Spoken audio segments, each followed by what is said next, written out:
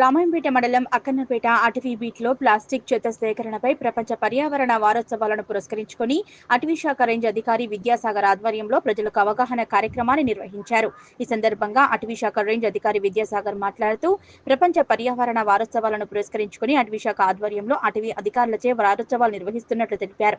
ప్రజలకు అవగాహన నిమిత్తం ప్లాస్టిక్ బ్యాగులను నిషేధించి పర్యావరణాన్ని కాపాడాలని అన్నారు. పర్యావరణంపై ప్రజలకు మేలుకొలుపు రావాలని, భావి భారతలకు మంచి పర్యావరణాన్ని అందించాలంటే ప్రతి ఒక్కరూ మొక్కలు నాటి సామాజిక బాధ్యతగా తీసుకుని వాటిని సంరక్షించాల్సిన అవసరం ఎంతైనా ఉందన్నారు. ఇందులో కేవలం ప్రభుత్వాలదే, అటవీశాఖ అధికారులదే బాధ్యత అనకుండా ప్రతి ఒక్కరూ ప్లాస్టిక్ వినియోగాన్ని తగ్గించి పర్యావరణాన్ని కాపాడాలని ప్రజలకు సూచించారు. ఈ కార్యక్రమంలో అటవీశాఖ సిబ్బంది తదితరులు పాల్గొన్నారు. అందరికీ నమస్కారము. ముఖ్యంగా ఈ ప్రపంచ పర్యావరణ వారోత్సవాలను పురస్కరించుకొని ఈ 22 మే 2025 నుంచి 5 జూన్ 2025 వరకు ఈ వారోత్సవాలు మా అటవీ శాఖ తరఫున జరుపుతున్నాము. ముఖ్యంగా ప్రజలకు అవగాహన నిమిత్తమై ఈరోజు మా మేజర్ కైండ్ రామాయంపేట రోడ్లో అక్కన్నపేట బీచ్ అందని ప్లాస్టిక్ను కలెక్ట్ చేయడం జరిగింది. ఇటు ఒక కిలోమీటర్ అటు ఒక కిలోమీటర్ మా రామాయంపేట రేంజ్ సిబ్బంది అందరు కలిసి ఈరోజు చేయడం జరిగింది.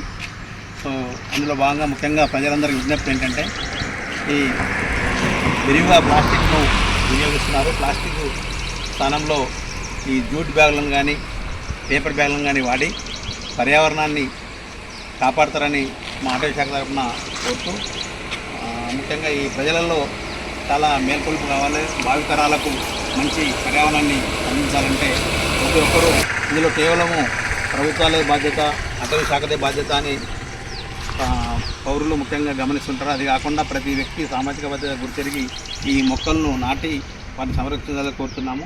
అదేవిధంగా ప్లాస్టిక్ వినియోగాన్ని తగ్గించాల్సిందిగా ప్రతి ఒక్కరిని ప్రజలను కోరుతూ ధన్యవాదాలు.